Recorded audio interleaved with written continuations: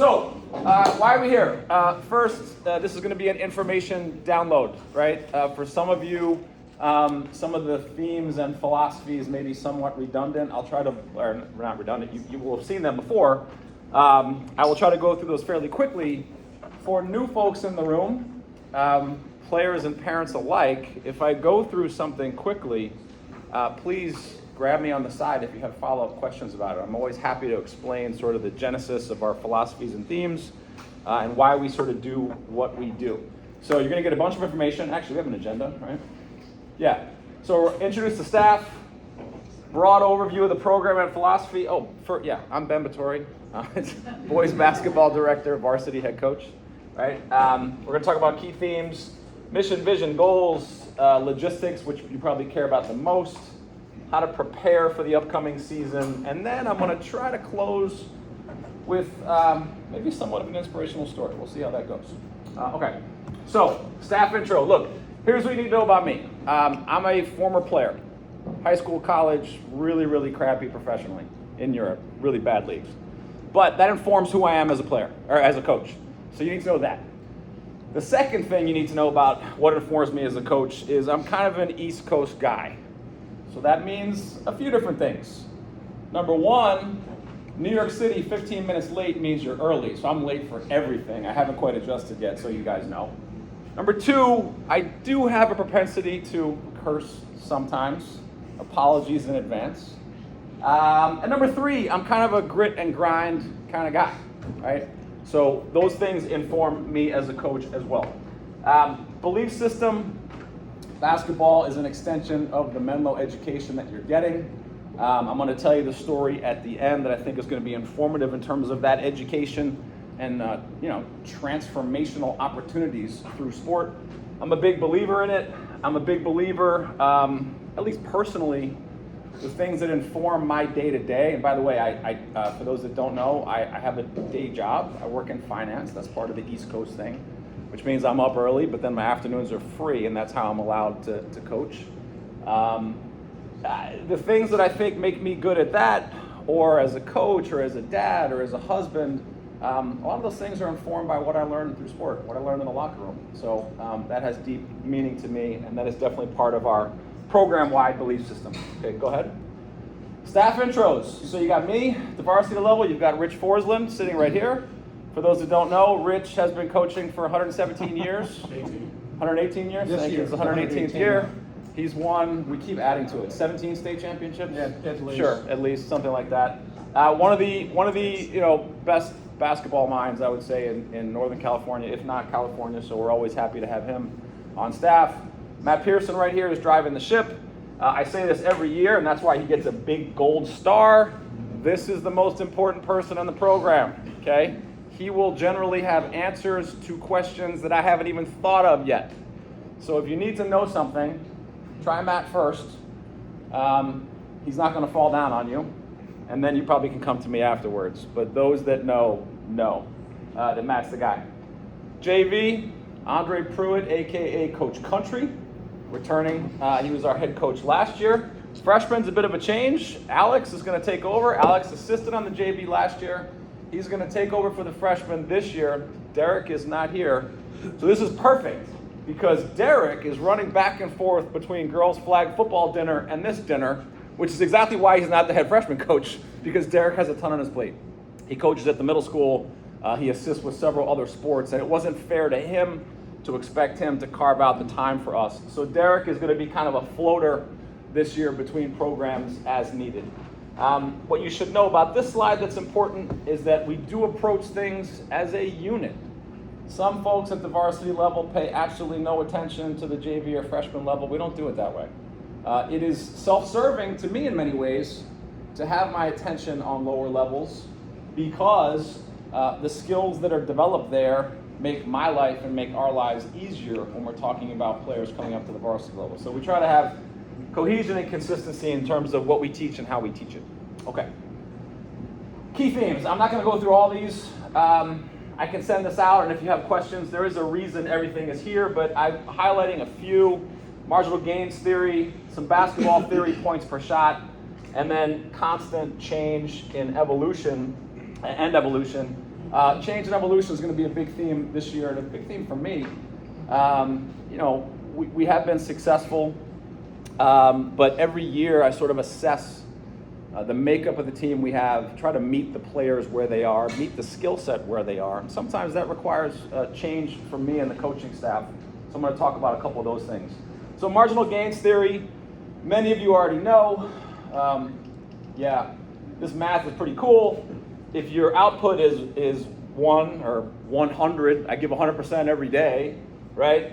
And you multiply that or exponentially raise that to 365 days, the product is still 1. But if you just do 1% better every single day and you raise that to 365, it's 37.7. I just think that's a super cool, albeit geeky slide. But look, this is Menlo. I'm leaning into my STEM part of the presentation, so I want to make sure that we got that covered. Let's talk basketball theory. Hey, JV football guys, welcome. There may be some slices left if you're hungry, so do the slices first. Yeah, exactly. Exactly. All right. Let me give them a second. All right. We're just talking about the power of sharing, assists, right? Making sure everybody has a place. Yeah. Oh, they just pivoted. I wish they could do that on defense. Yeah. So 4 factors, right? So I'm going to talk about a little bit of basketball theory, in part because it's self-serving, because this helps inform parents and players on what I focus on, and it makes our conversations throughout the year from the parents and players' perspective more fluid. There may be times that I may or may not be upset with one of your boys. I may be thrilled. I may be angry. It's usually not randomized. It usually comes from something we've been working on for a while. And these are some examples. So shooting, turnovers, rebounding, free throws. In parentheses are what the math geeks sort of attribute win share or percent of success. So 40% of a basketball game is relying on shooting. And the way we measure that is effective field goal percentage. Back in the day, it was just field goal percentage. Okay? Effective now incorporates the use of 3-pointers. Turnovers is 25%.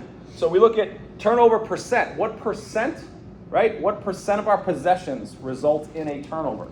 Rebounding, offensive and defensive rebounding percentage. I've found an interesting stat. When our offensive rebounding percentage, obviously, was 45% or higher, we won like every game. And maybe we were 6-0 for those games in that sample size. Defensive rebounding percentage, the key number for us was 75% the last couple years. You want to get 75% of the other team's misses. And right, offensive rebounding percentage, you want to get more than 25%. 45% was optimal as it turned out last year. And then free throws. So free throw factor is kind of cool because it's not how many free throws do you take and how many do you make. It's how many free throws versus field goal attempts. So how often do you get to the line? So that's kind of a basic on the 4 factors in basketball theory. Now digging into one a bit deeper, let's talk about points per shot. One of my favorites. Matt. Oh, sorry, my bad. So one of the other themes I talk about broadly is dribble, pass, shoot. We need to be elite at dribble, pass, shoot. Okay. In part, it's because we're not the biggest team in the area. Okay, so we need to excel at those skills that we can. But shooting at 40%, turnovers at 25%, and free throws at 15%, that equals 80%. So if you want to know why I focus on dribble, pass, shoot, well, that's 80% of our potential outcome in games. So that's super important. I'm not a math wizard, but I would say that's pretty big, right? Okay, so points per shot. Another one of my favorites in terms of basketball theory. Okay, everyone should know this. What's a better shot? 40% from there or 30% from there? Any guesses? It's an easy one. The 3, why? It's 30% higher, you're getting more points. Because your opportunity is 3 points, right? So 30% times 3-point opportunity is 0.9, okay? 40% times a 2-point opportunity is 0.8, okay? So if you're wondering why in the middle of a game you see me, oh my God, what are you doing? Because somebody chucks up an elbow fadeaway versus a step in top of the key 3, now you know why. Step in top of the key 3 is a better shot. We want that shot, not the elbow fadeaway. One of the most efficient shots of all is the free throw. If you shoot 75 or 80%, it's 1.5 points per shot. So as a team, I would like us to shoot more free throws. I've been harping on this for a couple of years. We're getting there. For me, the optimal number is 16 free throws a game. So now, here's our shot chart from last year. Making my point for me. 0.46 points per shot from this area, this kind of elbow area. Not optimal. Unfortunately, only 1.16 on layups, or 1. 0.87, right, from the right wing. So, Menlo Boys' effective field goal percentage, 47%. Michael Jordan for his career, 51. He was not a volume three-point shooter. A lot of free throws, though. Volume three-point shooter, 55 and 58, LeBron and Steph. And then look at the points per shot. Jordan's career, that's where the free throws come in. 1.32 points per shot. LeBron, 1.38. Steph, 1.38. Notice Menlo Boys, 0.94. Not so good. We want that number to be 1 or higher, right, at minimum. No, Michael's definitely better than LeBron. Do we need to have another side conversation about that? Does everybody know that? Okay? Let him know, Kevin. Yeah. Let him know. Something else we talk about, which you'll hear me say all the time, players in our program and parents, you will hear me refer to the third side all the time. What is the third side? What is Batory talking about? Sounds like some old school coaching crap. Well, it's not. Turns out Brad Stevens, who's the wizard behind the Boston Celtics, when he was at Butler, he looked at his offensive efficiency rating and he found out that with no passes, right, or just keeping the ball on one side, Butler averaged 0.63 points per shot. When they reversed the ball one time, they averaged 0.83. Reversing the ball one time means make the defense move. If you reverse the ball another time to the third side, 1.1. Mic drop. That's why I talk about it all the friggin' time. It's math. Okay? Move the ball to opposite sides of the court and move the defense. Third side. Okay? So, playing at pace, basketball theory. Turns out that last year, when we took 50 shots or more, we were 15-1. Should we walk the ball up the court, folks? No, we should not. Pretty simple. Math. Do we like threes? Next slide. Well, when we took 24 more threes, we were 11-0. Should we shoot threes? Yes, we should. So now we know. If one of your sons stays on the first side, dribbles 10 times, and shoots a fadeaway elbow shot, I will be angry. And you will know why, right? All this stuff comes together and we talk about it, right? It's part of our strategy. Okay, that was a tangent on the nerdy stuff. Well, this is even nerdier because we have to have a mission statement and a vision statement, but that's fine. It's Silicon Valley. Our vision is always to be among the best basketball programs in the Bay Area. And, you know, I think we won CCS title a few years ago. We were in the championship last year, right? Is there room for improvement? Yes, of course there is. We're sort of in the conversation, but I don't think we're all the way there yet. And that's why it's a vision, okay? That's why it's not cemented. Here's our mission statement. I'm going to read this. I wrote it. I'm proud of it. I like it. It's important. So our mission is to foster a culture of engagement, empowerment, and growth, in which we seek to maximize potential for individuals and a team, in which we emphasize consistent actions around communication, constructive feedback, and accountability, in which we promote characteristics of integrity, inclusion, initiative, strength, resilience, courage, and in which we affirm an environment of positive attitude, intense effort, and focused efficiency. All of this culminates in a community of character and excellence. I like this quote, which I stole from some hockey team last year. People and their behaviors establish character. Character creates culture. Culture leads to success. I like that a lot too. Okay? Goals and objectives. So these are some from the last couple of years. TBD is because we kind of work on this as a team. I'm going to toss out this year that, you know, in addition to being in better shape, being mentally tougher, disrupting, adapt, improvise, overcome, I'd like to outwork and outsmart our opponents, okay? I'd like to find joy in competition. I think we were missing some of that last year. And I'd like to find connection. I think we were missing some of that last year. So those are things that are important to me. But goals and objectives is not a me thing. I think mission is kind of a me thing. But goals and objectives, to achieve that mission, we work on together. Okay? We have a manifesto where I throw up really cool things that my Peloton instructors have said. I love these. The most recent one is, I'm not kidding, the other day on the bike, guy says, do you have a backbone or is it a wishbone? Oh, I like that. I'm writing that down. There it is right there. Backbone or wishbone. I just think that means don't hope for outcomes, right? Be tough, be resilient, make sure. So I have several of those themes. Timeline and logistics. Obviously, if you're not on an email list, CMAC. Most important. Key dates. November 4th is going to be the first day for all 3 levels. We do some skills testing, okay, and we do some conditioning testing.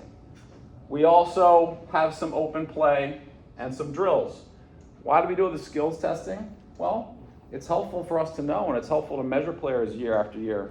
How many threes can you hit in a minute? How many layups a certain way can you hit in a minute? Is your right hand stronger than your left hand? So on and so forth. So we do have a mix of analytical. There's a YouTube page, videos, where all this stuff is available. You can see the skills testing that we do. Conditioning, I think that's the next slide. Let's talk about that one. So I do something called 20 and 20, which everyone kind of dreads. I'd like to unpack why I do it. Okay, well, you guys love it, right? The guys who did it last, yeah, okay. So we do 20 liners in 20 minutes. It's called an EMOM. So every minute on the minute you go. So in theory, if it takes you 59 seconds to run a liner, you have 1 second of rest before the next one starts. But everybody starts at 00. So you're not necessarily timed. Doing it in a minute is almost a walking pace. And what I ask players to do is do 20 and 20 to the extent that they can, and then we write down where you drop out. Okay, you dropped out at 17, you only made 5, whatever. Now, why would I do that? Well, hopefully you've learned that I'm somewhat data-driven and thoughtful in my approach. If you take a liner, the way we map it out, it's 470 feet. If you do 20 of those, it's 9,400 feet.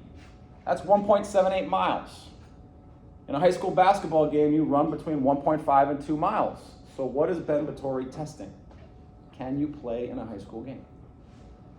Do you have the stamina to play in a high school game? At a very slow pace, at almost a walking pace, by the way. So I think that's a pretty reasonable baseline to ask folks to come ready to do. Now, you could argue that that baseline should ratchet up because of the correlation between non-6'6" or 6'6" and under players. We should be a lot better at these things, and I think we are. I think we do pretty well in these. But method to the madness, that's why I do it. All right, rosters. The goal is always 15 a team, about 45 players total. Now, that doesn't exist at the freshman level. Freshman is all-inclusive, come play, come learn about basketball. As you get up to higher levels, we start to make cutoffs. Why would you make cutoffs? Well, all of you are Menlo parents, right?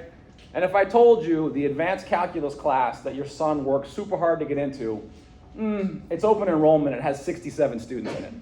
I would guess as a parent you wouldn't be too happy about that. How is my kid going to get the attention that he needs when there's 67 kids in the class or whatever? It's kind of the same idea with basketball. 15 is about the right number. Now, having said that, there are exceptions to this rule.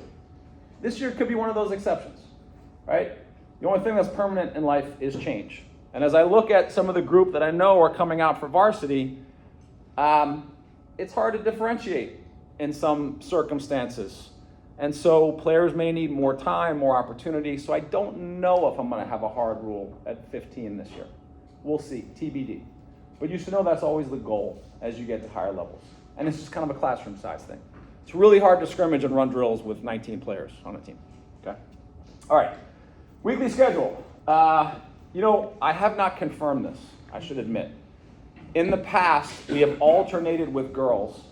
So on Monday, Wednesday, and alternating Fridays, the boys are 3:15 to 5:15, the girls are 5:15 to 7:15, and then we flip. To be honest, I haven't actually talked to Ryan Cooper on the girls' side if he wants to change. This is what we did last year.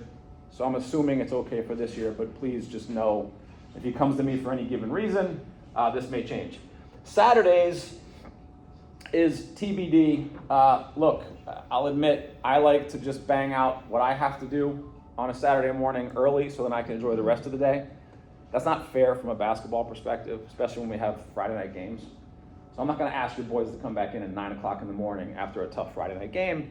It might be 11, it might be 2, and I know that's in the middle of your day, but it's the idea is so they can rest.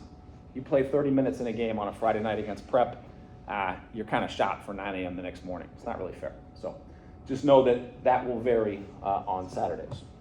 Okay, our schedule's done. How are we on freshman and JV? Pretty much there. Yeah, pretty much done. Okay, so their schedules are going to look different, not tremendously different. Things you should know. Open gym, September 26th is the first mention. The referees have asked us to do kind of a scrimmage. So we're going to get, hopefully, some MA kids, some Sequoia kids. You guys can spread the word. You're working on Sequoia, right? And we want the refs to come in and do their clinic and be able to ref us, so just FYI. We have a fall league for that folks are already kind of coming and practicing for. Foundation game is the first real thing. You wear your uniforms. We go into SI. We've played with them. It's kind of a sportsmanship game. It does not count, but it looks like a very real game for all intents and purposes. Scrimmage at Pally, Saturday the 23rd. There's an alumni game on the Friday after Thanksgiving, the 29th. We don't play in that anymore. I don't really find it useful, but we do practice and lead into it, and it is good to be around some of the alums.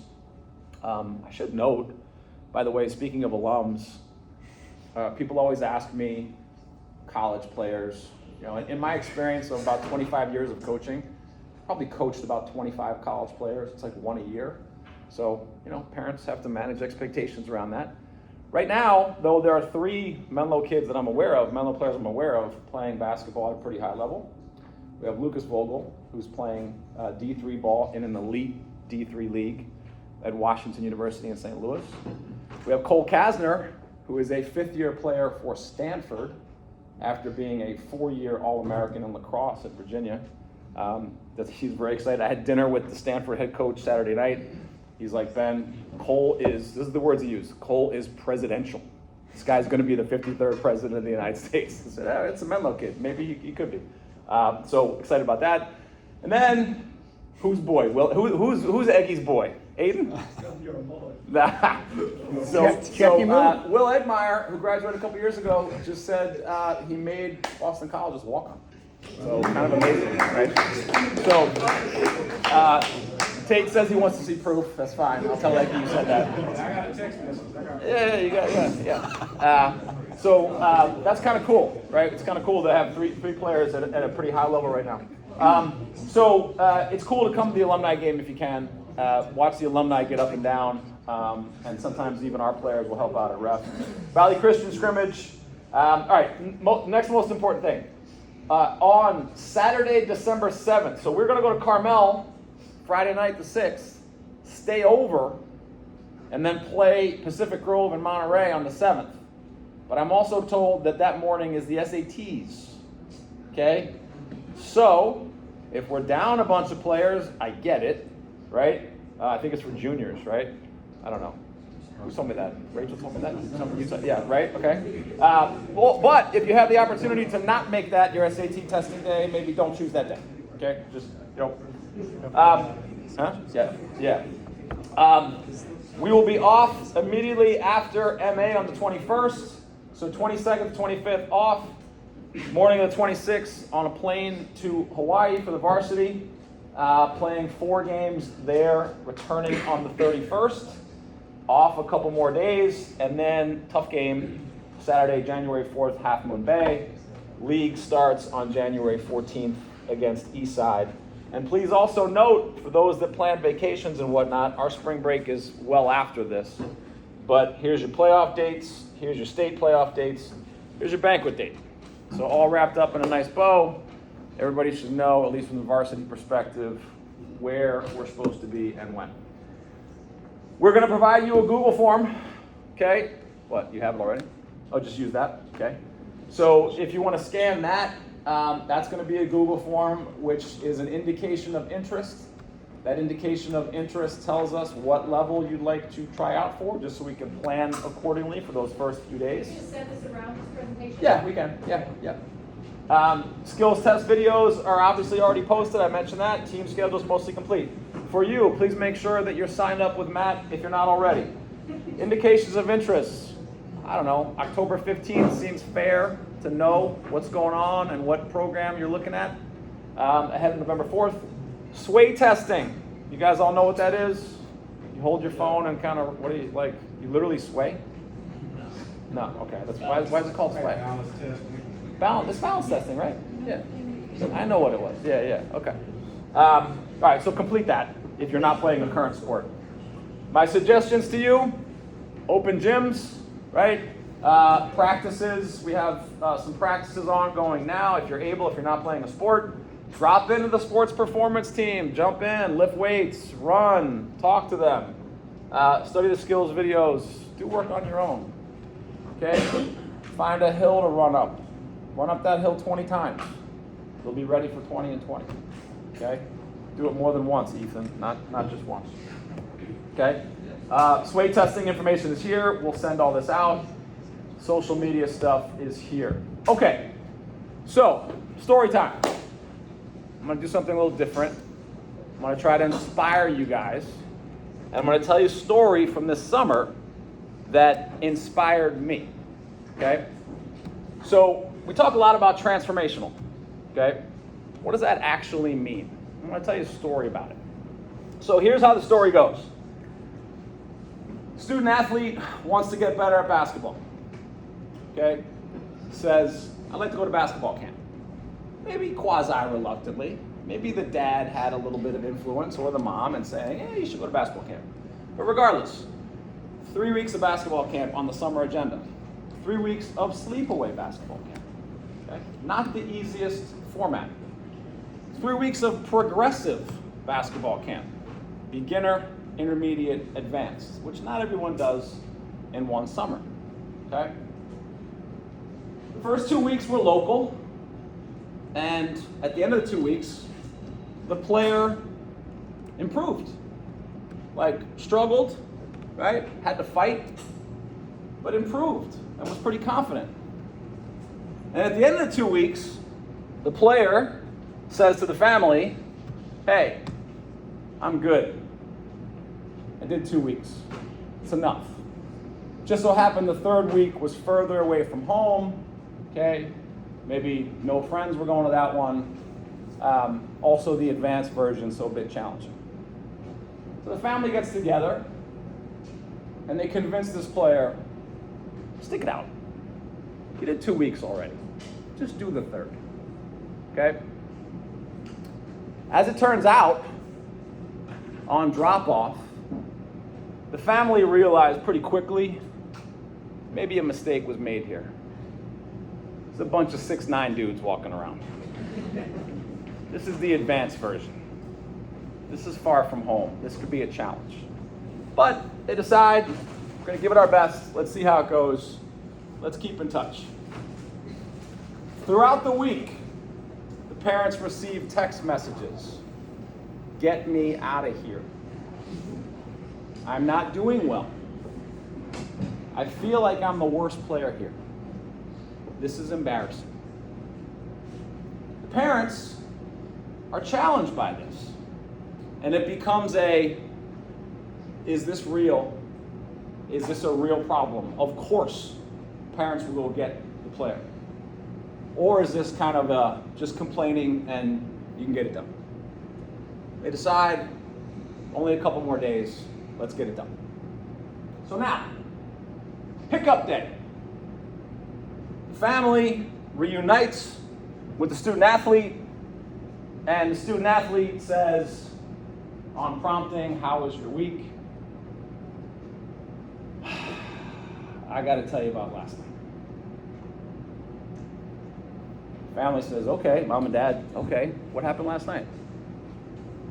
Well, as you guys may or may not know, with this particular camp, the last night of camp is an all-out competition. And camp doesn't end until everybody wins. So they break up into 15 teams or 20 teams, and they play 5-on-5 or whatever it is. And if you win, you're out. When you're out, you stand on the sideline, can't sit, you can't get water, can't go to the bathroom. You wait until camp is finished. Now, sometimes, at this particular camp, this takes till 3 o'clock in the morning. Nobody gets let off the hook, okay? But the way the format goes is, if you're on the team that loses every game, then in true Survivor style, that team turns on itself. And that team plays 4-on-4. And it just so happens this player was on the losing side of the 4-on-4. And then it becomes 2-on-2, and this player is on the losing side of 2-on-2. And then it becomes 1-on-1. Lost. Now you've got one player standing in front of 200 other players wanting to go home, wanting camp to finish, who is called out for essentially being the biggest loser. Imagine that. Imagine that. Imagine how that feels for that player. Imagine how that feels for that mom and dad. Like, holy shit. This is awful. We screwed up here. So family says, oh my God, I mean, what happened next? And the player says, well, it gets better, because this extended past midnight. And at midnight, the lights in the camp went out inside. And then we went outside. 95-degree heat, puddles because it had rained the night before, whatever it was. And now we're shining lights on a half-moon backboard with no net and broken rims. Oh. And then what? Well, I'll just show you. Here's a video.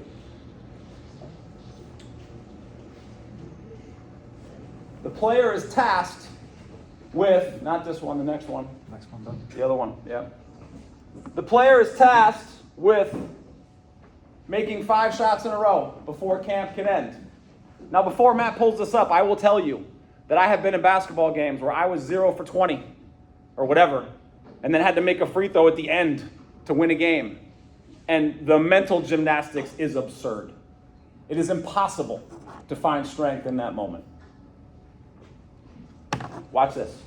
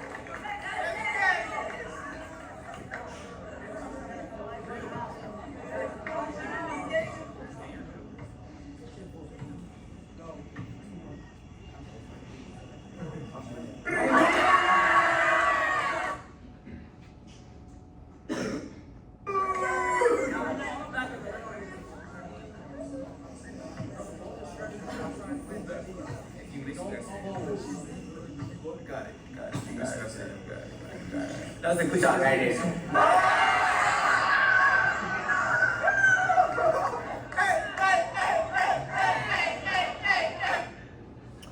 Okay, so there is a selfish reason I'm telling this story, and there is an unselfish reason.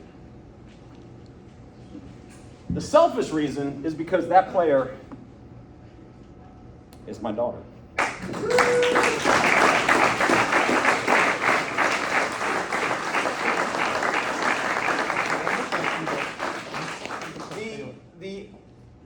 unselfish reason is because that if Evan had done this, or Lenahan had done this, or anybody had done this, I would have showed the video. The counselor said that in 5 years or 25 sessions of doing this, no player has ever walked up, hit 5 for 5 for the first 5, and ended camp in 1 minute and 30 seconds. So this inspired me for so many reasons, beyond father-daughter. The challenges that sports puts in front of you are also opportunities. Fighting through 3 weeks of camp, fighting through wanting to come home, fighting through being the biggest loser of 200 kids, finding a way back against the wall. Hit 5, right? Now, transformational is overused, and this is why I wanted to talk about this and unpack it a little bit. You can have a transformational moment like that. You can have a transformational moment being an all-star. You can have a transformational moment maybe scoring 1 basket all season long and getting those minutes. You might have a transformational moment finding out that maybe you're better suited in analytics and in a manager role, and you add more value to the team than as a player. Maybe it's transformational to even have an honest conversation with your parents and say, I don't want to play basketball. The point is, sports is full of transformational moments, okay? And the reason I tell the story, well, go ahead, you mind moving ahead? Where's my, go ahead, you can go to the next one. You can watch that one after.